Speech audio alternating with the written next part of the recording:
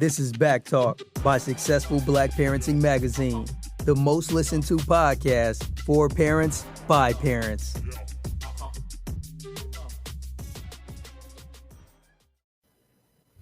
Hello, everyone, and welcome to Back Talk, the talk show for parents. And I want you guys, if you're listening, to go to our Facebook page and, share the links with your followers, post this on all social media. We need to let people know that we're about to go live or that we are live now and that we want them to follow us and listen. So we're going to be talking today about clean air, about anti-pollution. And today we have Heather McTier-Tony, the National Field Director for Moms Clean Air Force. Hi, Heather. How are you doing? I am wonderful. Hello. How are you? And hello, everyone that's joining us in live land. It's good to be here today.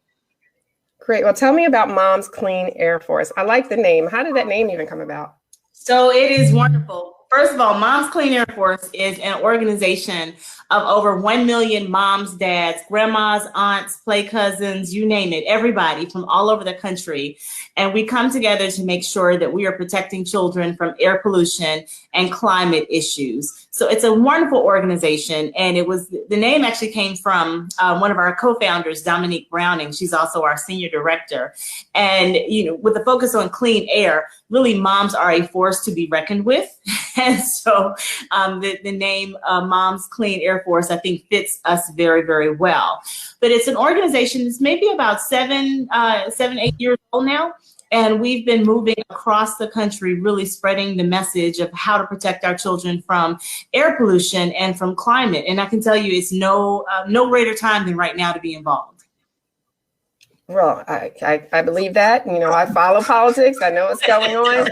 So I'm a little appalled what's going on out there. But especially for African-American children, I read a statistic that said they're 10 times more likely to die of asthma-related issues than white children and 4 times more likely to be admitted into a hospital with asthma. Now, I know there are other pollutions in the home that can affect people and their children and their breathing, cigarette smoke and things like that. But in impoverished areas, there seems to be more industrialized pollution and that affects children as well, correct? Absolutely. When you think about our communities, African-American communities of color, and what I like to refer to as frontline communities, because they're quite frankly on the front line of industrial pollution, of manufacturing plants. We're right across the railroad tracks. Most of us know that theory and that saying of, I live on the other side of the tracks. Well, you think about the tracks themselves as being the carriers of pollutants all over this country, and what is on the other side of that being industries that are oftentimes putting these pollutants and poisons in the air. Well, because one of the reasons that we know we see a lot of these increases in communities of color is because the poisons are right at the front doorsteps of these children. And so, yes, 1 in 9 African-American children suffers from asthma. And when you think about just sort of how that impact is multiplied in our communities, you have children who are impacted by asthma who can't go to school or whose parents have to take them to the hospital or to get some type of medical treatment for that. That's days off work. It's a constant rolling ball of what ends up being economic depression in our communities, and we don't make the links to it. So, one of the things that we're really bringing attention to right now is that there are even more pollutants that are being put into the air because of, unfortunately, this particular administration. I used to work for EPA, so I served as regional administrator for the Southeast in Region 4 under President Obama. And that is a region, the Southeast, where we have a beautiful, diverse natural landscape, but we also have some of economically depressed parts of the country right in the Southeast area. So I can think right off the top, places in Birmingham, Alabama, where there are communities of color that are sitting literally right across the street from plants where these poisons and these pollutants are in the air, and they're impacting the people right across the street. So this is not something that we're talking about in somebody else's yard. This is in our own backyards, and it's in neighborhoods that are right next to us each and every day. Well, we mentioned asthma, but there's more to it than just that particular, disease or problem. Like there's a lot of other things that can happen to you physically, as far as your health, than just asthma, isn't it? There are, there's asthma, there's mercury. Mercury is we think about mercury when we think about fish, right? Most of us, when you are having a baby and you go to the doctor, one of the main things they tell you is you might need to reduce the amount of fish that you're going to eat. I got that message when I had my son 2 years ago, and I was like, really? Because I like some salmon and some other fish. You have to pull back because of the concerns of the mercury that could be emitted in your body, and it directly goes to your baby's brain. It's one of the things that we know directly impacts brain development in fetuses, in children. Well, mercury is also one of the things that's emitted from coal-fired power plants. It's what they put and produce in the air when they are burning off the pollutants. And that mercury then goes into the air right next to communities. And again, this is something that when you breathe it in, especially if you are pregnant or a very, very young child, it directly impacts brain development. So we're talking about the learning abilities for children of color. It's quite serious, and it's important to note that these are things historically that have been done in communities of color because we're right next to plants and places that are putting out and emitting this pollution. But it's also something that we haven't heard a lot about. We hear oftentimes the numbers of children that are going to the hospital or the numbers of children that are admitted to emergency rooms for breathing issues, for sinuses, for allergies, for asthma, but making the links to where we live is something that we have not done. And I think, again, it's very important to note that even right now, they're talking about changing regulations to allow more of these poisons to be put into the air. So right now, EPA is considering to roll back the mercury and air toxic standards, or MATS for short. And this is one of the things that protects communities because it requires coal-fired power plants to put sort of a filter on to make sure that they don't put the mercury into the air. The same way we put, filters on our air conditioning units at the house, or to make sure that we don't have allergens floating around in our air and that we can breathe better at night. We made sure the industries had to have a filter of a sort on in order to ensure that the air that we're breathing outside is clean and we're not ingesting these poisons. Right now, EPA is considering rolling that back. They're basically saying, you know what, industries, you can police yourselves and you know the right thing to do. And we're going to trust you to make sure that you do this yourself. Now, I don't know about you. I have children and I'm not equating them to children, but I know that if I leave some cookies out on the table and I say to my children, I try to eat only the amount of cookies that you're going to eat and to stop yourself when you've had too many cookies, I can guarantee you I'm going to come home and the cookies are going to be gone. Exactly. Well, we know that the industry, that corporations will do whatever benefits their bottom line. And so we know that has been proven time and time again to be true. So I agree, but parents also have to know, they have to do their research, because it seems like these polluters will put a nice name on initiatives to sell them to the public, and they're fooling you. Like in California, we have the Californians for Affordable and Reliable Energy, the CARE, the CARE and the California Drivers Alliance, so that they can pay less for all of these initiatives that put pollutants into the air and into the environment. So, that's why I think it's great to have organizations like Mom's Clean Air Force, because it also keeps you from having to do all the research. You guys already done it. So, they just have to pay attention to what you guys are talking about. Now, let me ask you a question just for our parents' sake. Are there any cities or areas, you mentioned Alabama, that you're really concerned about right now, like that really put children at risk? Which areas are you concentrating on?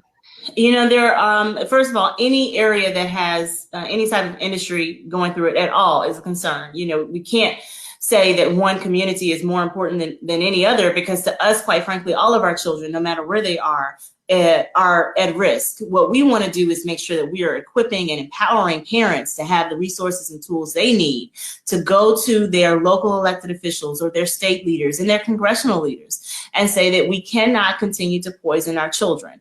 And that's one of the things that we're known for. And one of the things that I'm really proud of is because our moms, without a doubt, have no fear and taking these resources down from our website, showing up. You'll notice us in our signature red and white shirts or our signs that say Moms Clean Air Force. And we demand to know, what are you doing? Because as far as we're concerned, there are poisons that are impacting children. Now, at the same time, there are some states and some places where we've been doing a lot of work and have and are now seeing really great rewards. Really exciting to see in the state of New Mexico just this past week, where the governor signed in legislation that's helping to ensure that there's not only clean and renewable energy in the state, but also that they're taking active measures to protect all of the people and children from climate. That's a huge effort and step forward. And we're so grateful to our moms in New Mexico that, again, have been there and on those front lines. In Pennsylvania, they're taking some huge steps to reducing methane in the state of Pennsylvania. And our moms have been right there the whole way, talking about the impacts to children and communities. And that's what, again, is important to us. We know that when we just empower mothers with the information, just giving you the tools that you need, your first priority is going to be protect your children. And not just your children, all children. We want to protect our babies to make sure that we're leaving them in a space that's healthy, that's fruitful for them to grow in, and anything that we can do to ensure that they have that future, we're ready to do. So when we prepare and give the information to our moms, they take and run with it.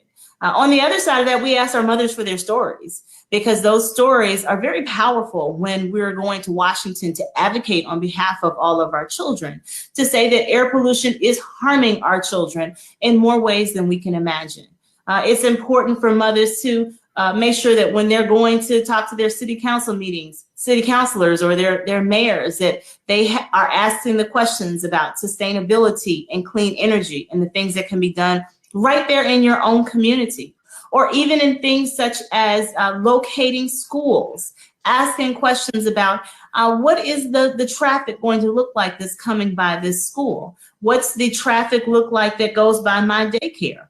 Because the children that are in that facility are breathing the toxins that are around them. And the auto industry and cars is one of the top producers of pollutants. So these are the types of things that we want mothers to continue to do.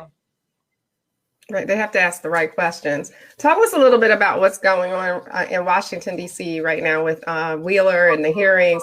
Explain to the listening audience who might not know who Wheeler is and why you guys opposed his nomination. What's going on? What happened?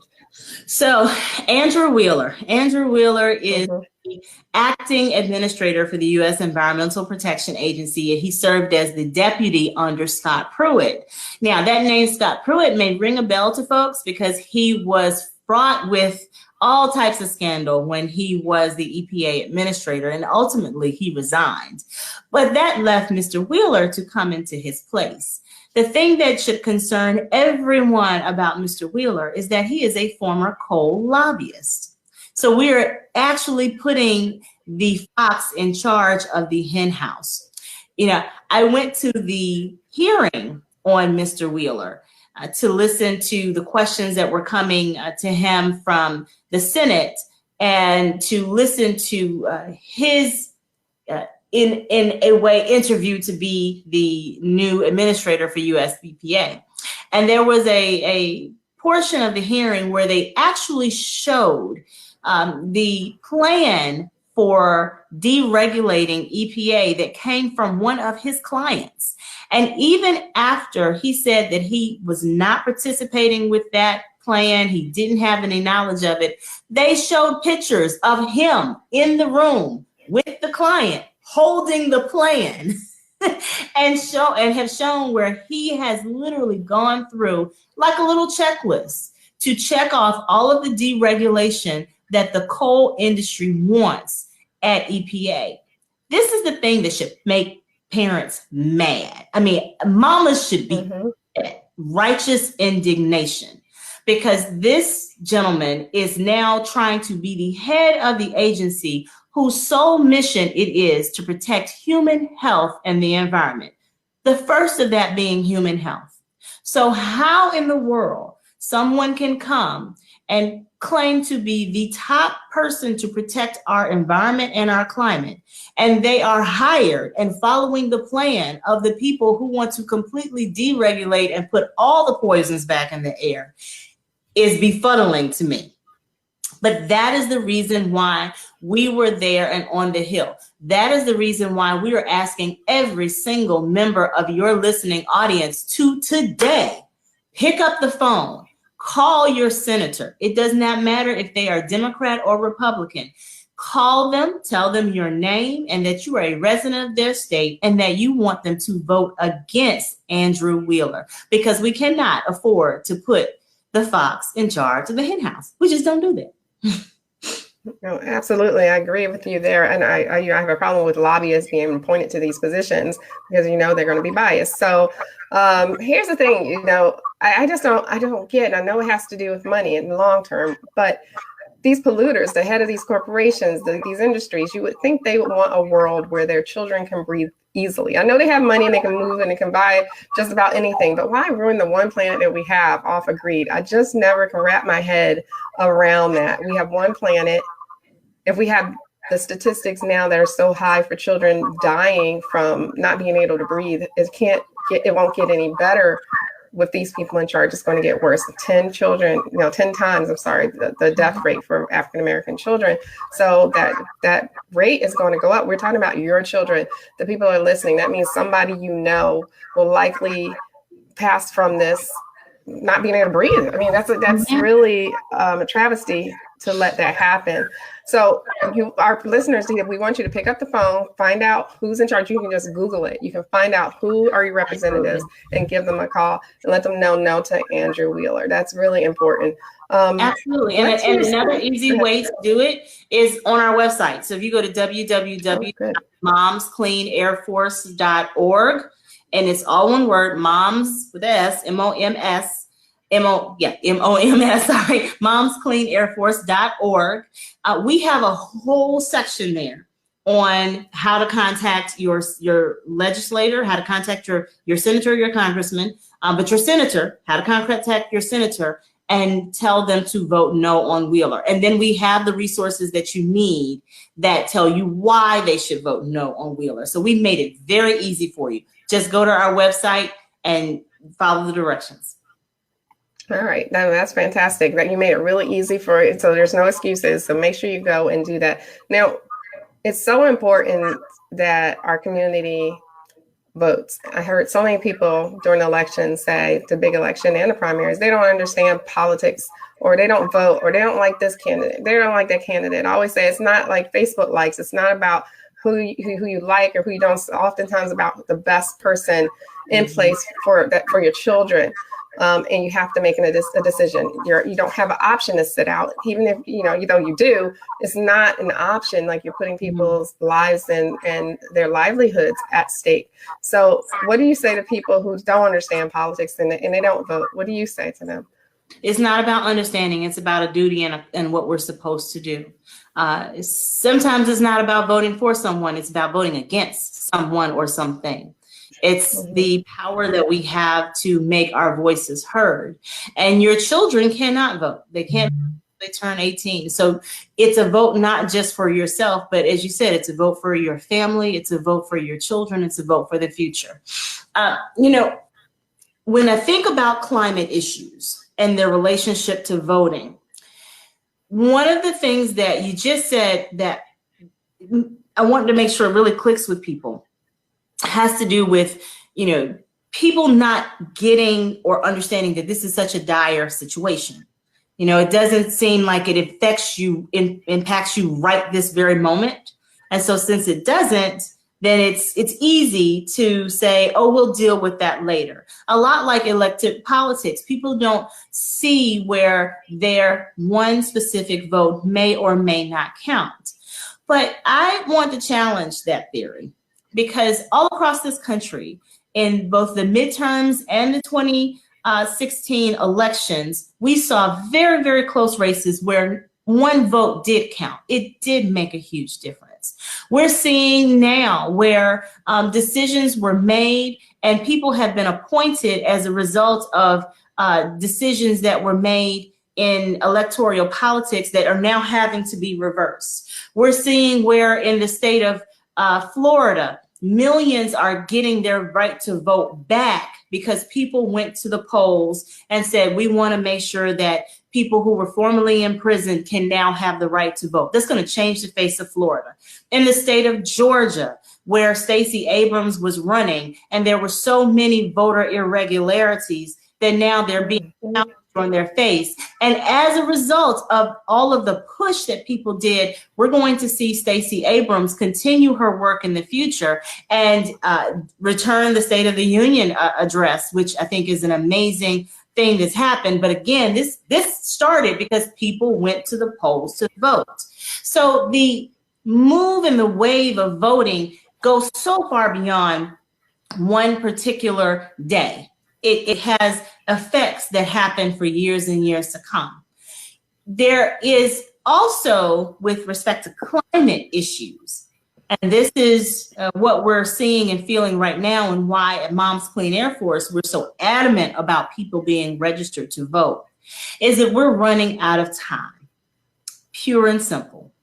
The recent global climate report, the IPCC report, which is comprised of scientists from all over the world, has let us know that we have 12 years before we will be in a place where we are irreversible in terms of the climate actions and what we will feel as a result of climate change. Just 12 years. I have a 2-year-old. My son will be 14. He will not be able to drive by the time that our planet is experiencing extreme weather events in a way that we cannot change. That's scary. I think about a long time ago called The Day After Tomorrow. I don't know if you saw it, but it was scary. Movie, yeah, where everything froze all of a sudden, and the Liberty froze, and there were all of these hurricanes, and it was crazy and wild. And when that movie came out, we were all like, oh my God, that's so crazy. That'll never happen. And then we saw the polar vortex that took over our country. We saw where the Chicago River was frozen. We saw where people had to cancel school in Wisconsin because they simply could not go outside in 50-degree below zero weather. We saw the day after tomorrow happen in our country. It is not a joke. It is not something in the far off future. We have to make these changes today. You have to vote for people who understand and are willing to accept that climate is happening to us now, and they are willing to make the policy changes to protect our children. I am determined and hell-bent to protect my child, but all of my children, not just the 2-year-old. As you should be. Yes, absolutely. Absolutely. And those pictures from the polar vortex actually were very haunting and very similar to the movie. I actually made that connection as well. And I went, whoa, okay. And then you hear stories about the prisoners in Brooklyn who have been, since the polar vortex hit, without heat and without electricity. And they're freezing. And, because of activists, they're getting the attention they deserve to get help. Prisoners are humans. They need heat. They need to be able to survive this as well. And we've lost, I think, 20 people was the last count that I saw due to that polar vortex. So climate change.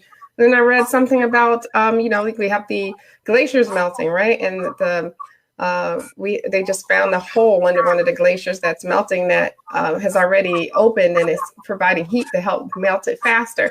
We have so much going on right now that's at stake for the future of our children. And for them to have a future that we recognize, we really need to vote in the right people. And I can't say that more passionately enough that we really need to vote the right people in, and you guys got to do your homework. And if you don't want to do the research, look to organizations like Moms Clean Air Force to help you to figure out who are the best candidates. Who's out there for your children. We got moms out there for your children. Check out what they're saying and who are the best candidates, who are the best people. We're going to be looking to you guys for leadership in this, and I'm sure you're provided as you always have. But tell us how we can find you on social media too. Oh, go ahead. Please finish up. I want you to get your points across. Oh, absolutely. We want to make sure that people are voting, but we also want to make sure people run. There is no better run for office than the people that are right around you. You think of yourself. I served as mayor of Greenville, Mississippi for 8 years, for 2 terms, and I went to work for the Obama administration. And I've been in public service for years. There's no greater feeling than public service. I love to be on this side of it now because I get to encourage and teach people how to get into public service. So that's the other call, vote, but also think about running for office. Think about going to your local mayor and asking, is there a board or a commission that I can sit on, that I can serve in some way? Maybe an hour every 2 weeks, some small way that you can contribute. Don't run away from public service, run to it. So that's our other call is, we want to see moms sitting on these boards of commission. We want to see moms being on environmental sustainability boards because we know mothers have our best interests at heart. So we're also encouraging our moms, don't just vote, go out and run. If you can be the president of the PTA, you can sit on the city council. If you can do the choir finances and treasurer for the church, you can be a city clerk. You can do these things. We want and encourage mothers to get out there and do it.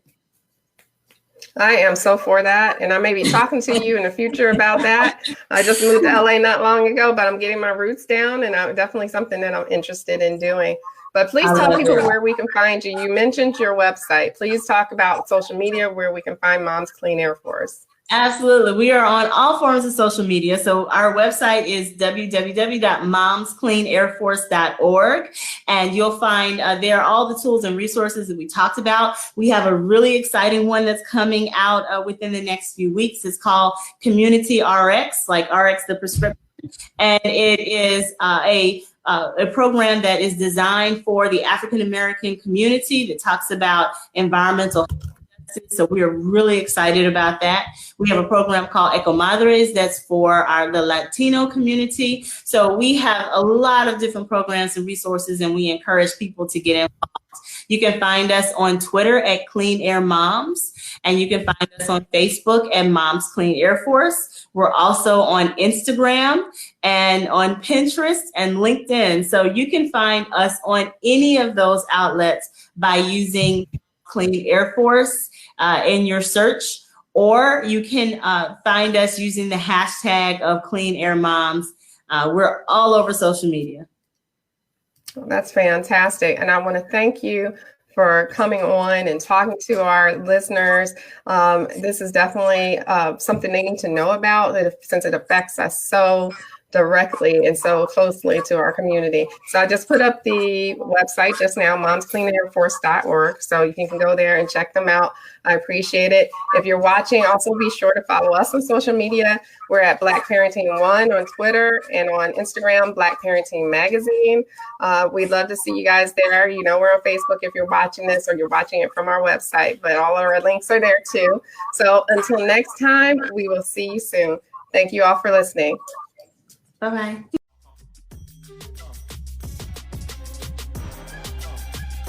Thanks for tuning in to Back Talk by Successful Black Parenting Magazine. We'll see you soon.